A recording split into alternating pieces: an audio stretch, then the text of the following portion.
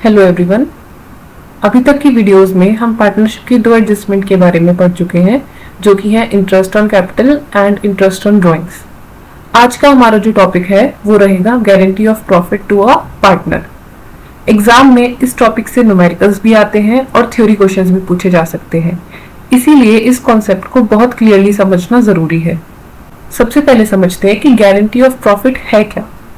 Partnership act के according profit generally profit sharing ratio में distribute किया जाता है, लेकिन प्रैक्टिकल लाइफ में हर पार्टनर का कंट्रीब्यूशन सेम नहीं होता। कभी कभी कोई पार्टनर बहुत एक्सपीरियंस्ड होता है, मार्केट में उसकी रेपुटेशन होती है या उसके पास कोई स्पेशल स्किल्स हो सकते हैं, लेकिन वो पर्सन सोचता है कि अगर बिजनेस को लॉस हो गया या प्रॉफिट बहुत ही कम हुआ तो मेरी इनकम का क्या होगा। वो बिजनेस से एक फिक्स्ड इनकम की एक्सपेक्टेशन रख सकता है। इस प्रॉब्लम को सॉल्व करने के लिए एग्जिस्टिंग पार्टनर्स उसे मिनिमम प्रॉफिट की एश्योरेंस देते हैं। इसी एश्योरेंस को गारंटी ऑफ प्रॉफिट कहते हैं। ध्यान रहे कि गारंटी का मतलब ये नहीं है कि फर्म एक्स्ट्रा प्रॉफिट क्रिएट करेगी। सिर्फ इसका इतना मतलब होता है कि अगर गारंटीड पार्टनर को, मतलब जिस पार्टनर को गारंटी दी गई है, उसका जो शेयर है अगर वो प्रॉफिट से कम हुआ तो बाकी के जो पार्टनर्स हैं वो अपने शेयर में से उसकी डेफिशिएंसी को पूरा करेंगे। आज हम समझेंगे कि गारंटी ऑफ प्रॉफिट क्या होती है, क्यों दी जाती है, डेफिशिएंसी कैसे कैलकुलेट करते हैं, उसकी जर्नल एंट्री, और इसको अच्छे से समझेंगे न्यूमेरिकल के थ्रू। सबसे पहले इसका मीनिंग समझते हैं। सो when one or more partners assure a minimum amount of profit to another partner, it is called guarantee of profit. जब एक या एक से ज्यादा पार्टनर किसी दूसरे पार्टनर को मिनिमम प्रॉफिट अमाउंट की एश्योरेंस देते हैं तो उसे गारंटी ऑफ प्रॉफिट कहते हैं। यहाँ पर जो गारंटी दी जाती है वो चाहे तो कोई एक पार्टनर दे सकता है या फिर सभी पार्टनर्स मिलकर भी दे सकते हैं। जब फर्म को प्रॉफिट होगा और अगर वो उस अमाउंट से कम हुआ जितने अमाउंट की उस पार्टनर को गारंटी दी गई है, तो जो बाकी के पार्टनर्स होंगे वो अपने शेयर में से उस पार्टनर को पूरी जो अमाउंट है उसकी, जितनी उसको गारंटी दी गई थी, वो अमाउंट उसको देंगे। यही है हमारा गारंटी ऑफ प्रॉफिट। अब सवाल ये आता है कि आखिर गारंटी देने की जरूरत क्यों है, हम क्यों देते हैं गारंटी किसी एक पार्टनर को। तो इसका पर्पस ये होता है कि फर्स्ट पॉइंट है हमारा टू अट्रैक्ट स्किल्ड पार्टनर। कभी कभी फर्म किसी एक्सपर्ट या स्किल्ड पर्सन को पार्टनरशिप में लाना चाहती है, लेकिन वो पर्सन रिस्क नहीं लेना चाहता अगर, तो ऐसे केस में एग्जिस्टिंग पार्टनर्स उसे मिनिमम प्रॉफिट की गारंटी देते हैं। सेकंड पॉइंट है हमारा टू कंपेंसेट वर्किंग पार्टनर। कई बार कोई पार्टनर बिजनेस में बहुत ज्यादा मेहनत करता है, वो बिजनेस को मैनेज करता है, कस्टमर्स हैंडल करता है, एम्प्लॉइज को सुपरवाइज करता है। ऐसे पार्टनर को मोटिवेट करने के लिए भी मिनिमम प्रॉफिट की गारंटी दी जा सकती है। एंड थर्ड पॉइंट है हमारा टू इंश्योर मिनिमम अर्निंग्स। कभी कभी नए पार्टनर को बिजनेस की अनसर्टेनिटी से बचाने के लिए भी गारंटी दी जाती है, ताकि उसे कम से कम एक सर्टेन अमाउंट तो मिल ही जाए। यानी गारंटी का बेसिक ऑब्जेक्टिव होता है कि किसी पार्टनर को फाइनेंशियल सिक्योरिटी प्रोवाइड करना। हो सकता है फर्म को उसके कैपिटल की नीड है, उसके स्किल्स की नीड है, बट वो बिजनेस की अनसर्टेनिटी में नहीं इन्वॉल्व होना चाहता। इसीलिए ऐसे केस में जो एग्जिस्टिंग पार्टनर्स होते हैं वो उस नए पार्टनर को गारंटी देते हैं कि आपको इतना मिनिमम प्रॉफिट मिलेगा ही, चाहे फर्म को उतना प्रॉफिट हुआ हो या नहीं।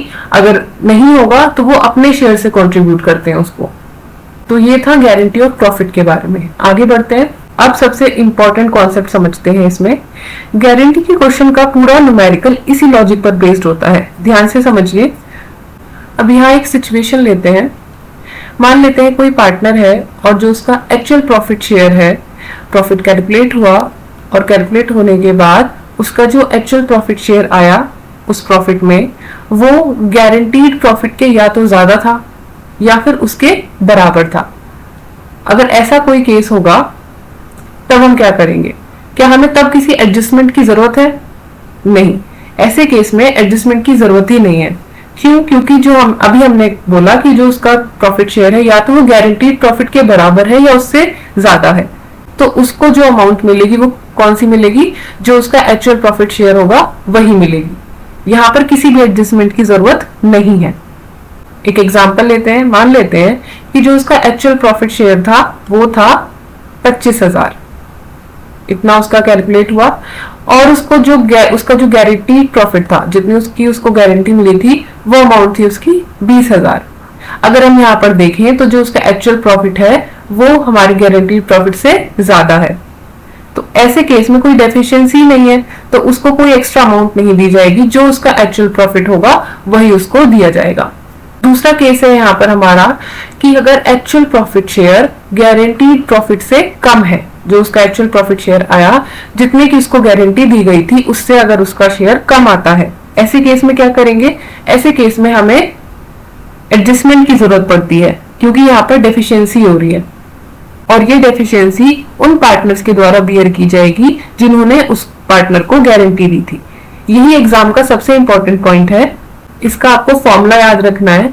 जो ये डेफिशिएंसी होती है, इसको कैलकुलेट करने के लिए हम क्या करते हैं, जो गारंटीड प्रॉफिट होता है उसमें से हम एक्चुअल प्रॉफिट को माइनस कर देते हैं और ये आ जाती है हमारी डेफिशिएंसी की अमाउंट। और ये जो डेफिशिएंसी हमारी आती है, इसको कौन बियर करता है? जो गारंटीइंग पार्टनर्स हैं, जिसने भी गारंटी दी है वो पार्टनर्स इस डेफिशिएंसी को बियर करता है। गारंटीइंग पार्टनर एक भी हो सकता है या एक से ज्यादा भी हो सकते हैं। एक बार फिर इसको समझ लेते हैं। यहाँ पर हमने दो केसेस डिस्कस किए। पहला केस था हमारा जहां पर जो एक्चुअल प्रॉफिट शेयर था वो गारंटीड प्रॉफिट के या तो बराबर था या उससे ज्यादा था। ऐसे केस में किसी भी एडजस्टमेंट की जरूरत नहीं है। इस केस में जो एक्चुअल प्रॉफिट होगा वही पार्टनर को दिया जाएगा। बट केस नंबर 2 था यहाँ पर हमारा, जहां पर actual profit share guaranteed profit से कम था।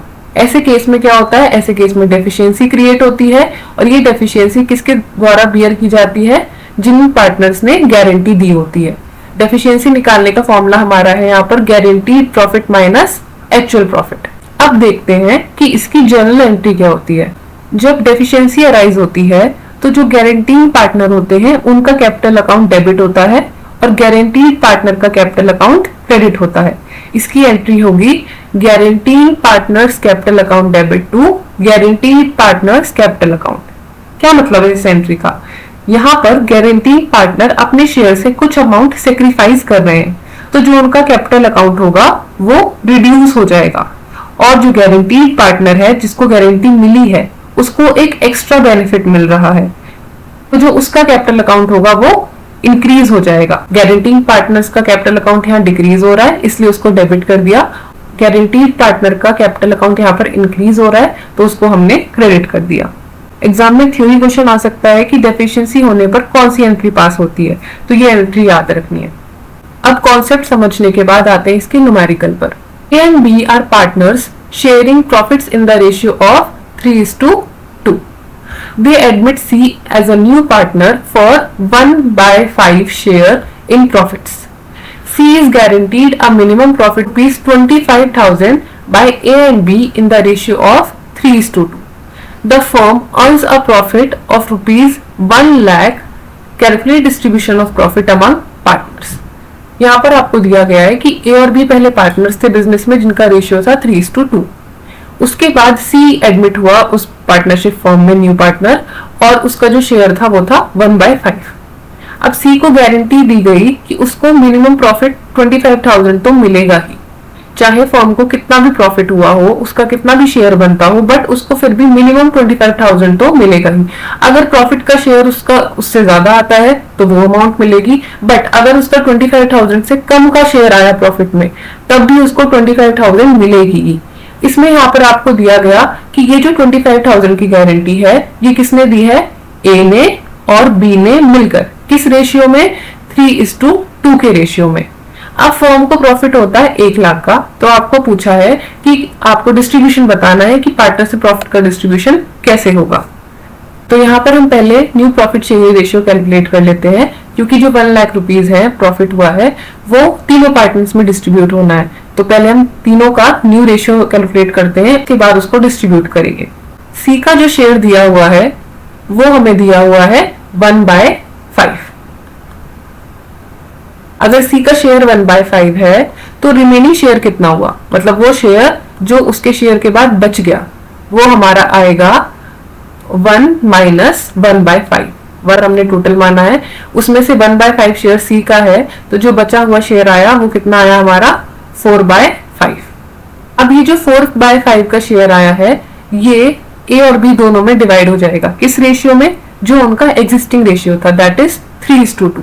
तो ए का जब हम शेयर निकालेंगे तो हमारा आंसर आएगा 4/5 मल्टीप्लाइड बाय 3/5। जो ए था हमारा, ए और बी का जो रेशियो था वो था 3:2। तो हम इस 3:2 में इस 4/5 को डिवाइड कर देंगे। यहाँ पर हमारा आंसर आएगा 12/25। ऐसे ही अगर हम बी का शेयर कैलकुलेट करें तो बी का शेयर हमारा कितना आएगा? 4/5 को हम मल्टीप्लाई कर देंगे 2/5 से। यहाँ पर हमारा कितना आंसर आएगा? 8/25। और सी का शेयर हमें दिया ही हुआ था, सी का शेयर हमें दिया हुआ था 1/5। यहाँ पर हम डिनोमिनेटर सेम कर लेंगे, यहाँ पर भी 25 है, यहाँ पर भी 25। इसका डिनोमिनेटर सेम करने के लिए ऊपर और नीचे दोनों 5 से मल्टीप्लाई कर देंगे और फाइनल आंसर हमारा होगा 5/25। तो इन तीनों का रेशियो निकालेंगे, कितना निकलेगा? A:B:C का रेशियो निकलेगा 12:8:5। ये हमारा हो गया न्यू प्रॉफिट शेयरिंग रेशियो तीनों का। अब हम कैलकुलेट करते हैं एक्चुअल प्रॉफिट शेयर। तो एक्चुअल प्रॉफिट निकालने के लिए पहले हम देखेंगे कि टोटल प्रॉफिट कितना था। टोटल प्रॉफिट हमारा फर्म का दिया हुआ था 1 लाख। 1 लाख का उसको प्रॉफिट हुआ है। ए का शेयर निकालेंगे, यहाँ पर ए का कितना निकलेगा? 1 लाख का अभी हमने रेशियो निकाला, कितना रेशियो आया था? न्यू प्रॉफिट शेयरिंग रेशियो लिख लेते हैं यहाँ पर 12:8:5। ये हमारा न्यू प्रॉफिट शेयरिंग रेशियो था जिसमें हमें इस प्रॉफिट को डिवाइड करना है। तो ए का कितना शेयर बनेगा? 1 लाख का 12/25। आंसर हमारा यहाँ पर आएगा 48,000। ये हो गया ए का शेयर। बी की अगर बात करें तो बी में जब हम डिस्ट्रीब्यूट करेंगे उसका शेयर, तो बी का शेयर है 8/25 और यहाँ पर हमारा आंसर आएगा 32,000, 32,000। और सी की अगर हम बात करते हैं, सी में जब हम डिस्ट्रीब्यूट करेंगे उसका प्रॉफिट शेयर कितना आएगा? 5/25 और यहाँ पर हमारे पास आंसर आएगा 20,000। लेकिन सी को जो गारंटी दी गई थी जितने अमाउंट की वो है 25,000। ये गारंटी प्रॉफिट से अमाउंट कम है। ऐसे केस में हमें एडजस्टमेंट करने की जरूरत है क्योंकि यहाँ पर डेफिशिएंसी हो गई है। डेफिशिएंसी कैसे निकाली हमने? डेफिशिएंसी का हमने फॉर्मूला देखा था, उसको कैलकुलेट करने के लिए हमने गारंटीड प्रॉफिट से एक्चुअल प्रॉफिट माइनस किया था। गारंटीड प्रॉफिट उसको है 25,000, ये हमें क्वेश्चन में दिया है और उसका एक्चुअल प्रॉफिट कितना आया? 20,000। तो उसको डेफिशिएंसी कितने की हो गई? 5,000 की। ये जो डेफिशिएंसी हुई है उसको ये बियर करेंगे कौन? ए एंड बी दोनों। किस रेशियो में? 3:2 के रेशियो में। अब इसको कैलकुलेट करते हैं। अब डेफिशिएंसी हुई है 5,000 की। इस डेफिशिएंसी में ए का कितना शेयर होगा? 5,000 का रेशियो था इनका 3:2, तो इसका शेयर हो गया 3/5। ये हो गया जो डेफिशिएंसी ए ने बियर की है। यहाँ पर हमारा आंसर आएगा 3,000। और अगर इस डेफिशिएंसी में बी के शेयर की बात करें तो बी का कितना हिस्सा होगा? 5,000 को मल्टीप्लाई कर देंगे उसके शेयर से जो कि है 2/5 और यहाँ पर हमारा आंसर आएगा 2,000। तो ये जो डेफिशिएंसी है ये ए ने बियर की है और 2,000 की डेफिशिएंसी बी ने बियर की है। अब फाइनल डिस्ट्रीब्यूशन करते हैं प्रॉफिट का। यहाँ पर हम करेंगे अब फाइनल डिस्ट्रीब्यूशन। डेफिशिएंसी भी हमने निकाल दी, डेफिशिएंसी कैसे बियर की वो भी हमने निकाल दी। अब हम करेंगे फाइनल डिस्ट्रीब्यूशन। फाइनल डिस्ट्रीब्यूशन पर क्या होगा? ए की अगर हम बात करें तो ए का कितना शेयर होगा? उसका जो प्रॉफिट था वो था 48,000। हमने क्वेश्चन में कैलकुलेट किया था 48,000 उसका शेयर आया था। उसमें से हम माइनस करेंगे वो अमाउंट जो उसने डेफिशिएंसी जितने की बियर की है। कितने की उसने? 3,000 की। तो उसकी जो फाइनल अमाउंट होगी वो कितनी आएगी? 45,000। 45,000 का उसका फाइनल शेयर होगा। अगर हम बी की बात करते हैं तो बी का कितना हमारा शेयर आया था? 32,000। 32,000 उसका शेयर आया था प्रॉफिट में, लेकिन उसने डेफिशिएंसी कितने की बियर की? 2,000 की। तो उसका फाइनल शेयर कितना आया? अब 30,000। 30,000 उसका फाइनल शेयर हुआ। अब हम बात करते हैं सी की। सी का कितनी अमाउंट आई थी जब हमने डिस्ट्रीब्यूट किया था? सी की अमाउंट हमारे पास आई थी 20,000। बट क्योंकि उसको गारंटी दी गई थी, डेफिशिएंसी कितने की हुई थी हमारी 5,000 की, उसको 25,000 की गारंटी दी गई थी टोटल, तो उसको टोटल शेयर कितना मिलेगा 25,000। तो ये है तीनों के फाइनल शेयर, ए का है 45,000, बी का 30,000 एंड सी का 25,000। ये हो गए उनके फाइनल शेयर ऑफ प्रॉफिट। तो अभी तक हमने डिस्कस किया कि कैसे प्रॉफिट तीनों में कंट्रीब्यूट होगा। अब ये देखते हैं कि profit and loss appropriation account में हम कैसे शो करेंगे। तो मान लेते हैं कि यहाँ पर उसका जो नेट प्रॉफिट था फर्म का, वो कितना हमें दिया हुआ था क्वेश्चन में 1 लाख, तो वो हम क्रेडिट साइड पर मेंशन कर देंगे, नेट प्रॉफिट है हमारा 1 लाख। अब आते हैं डेबिट साइड पर। अब इस नेट प्रॉफिट को हमें तीनों में डिस्ट्रीब्यूट करना है। यहाँ पर हम मान लेते हैं कि कोई भी बाकी एडजस्टमेंट नहीं है, interest on capital, salary, interest on drawing, कोई एडजस्टमेंट नहीं है, सिर्फ नेट प्रॉफिट दिया हुआ है। और अब हम इसे डिवाइड करेंगे तीनों पार्टनर्स में। तो तीनों पार्टनर्स की कैपिटल अकाउंट में हम डाल देंगे। अगर ए की कैपिटल की बात करें तो कितना शेयर होगा उसका एक्चुअल शेयर था 48,000, बट इसमें से लेस कर देंगे क्या, शेयर इन डेफिशिएंसी। जो उसका शेयर था डेफिशिएंसी में, कितना शेयर आया था इसका 3,000, तो 3,000 के अमाउंट को हम इसमें से माइनस कर देंगे और बाहर लिख देंगे अमाउंट में जो फाइनल अमाउंट आई, कितनी आई हमारी 45,000। ऐसे ही 20 कैपिटल लिखते हैं। 20 का कितना शेयर आया था हमारा, बी का टोटल शेयर हमारा आया था 32,000, लेकिन यहाँ पर लेस कर देंगे क्या, शेयर इन डेफिशिएंसी। जितना उसका शेयर था डेफिशिएंसी में, जितना उसने सी को दिया था, कितना दिया था 2,000, माइनस किया और बाहर फाइनल अमाउंट लिख देंगे जो कि है 30,000। अब सी के कैपिटल की बात करते हैं। सी को कितना डिस्ट्रीब्यूट होगा, उसका जो एक्चुअल शेयर आया था वो आया था 20,000, लेकिन इसमें हम ऐड करेंगे कितना, जो उसको डेफिशिएंसी रिसीव हुई है। किससे रिसीव हुई है, ए और बी से। कितने की रिसीव हुई उसको 5,000, ये हमने ऐड कर दिया, टोटल आया हमारा यहाँ पर 25,000। तो ये हो गया तीनों का शेयर प्रॉफिट में। टोटल कर देंगे 1 lakh and this side also 1 lakh. तो ऐसे हम इसको शो करेंगे profit and loss appropriation account में। आई होप अब ये कॉन्सेप्ट आपको और क्लियर हो गया होगा। तो ये था हमारा गारंटी ऑफ प्रॉफिट का पूरा कॉन्सेप्ट, जिसमें कि हमने उसका मतलब, उसका पर्पस, डेफिशिएंसी का कॉन्सेप्ट, जर्नल एंट्री और एक न्यूमेरिकल देखा। I hope guarantee of profit अब आपको क्लियर होगा। That's all for this video.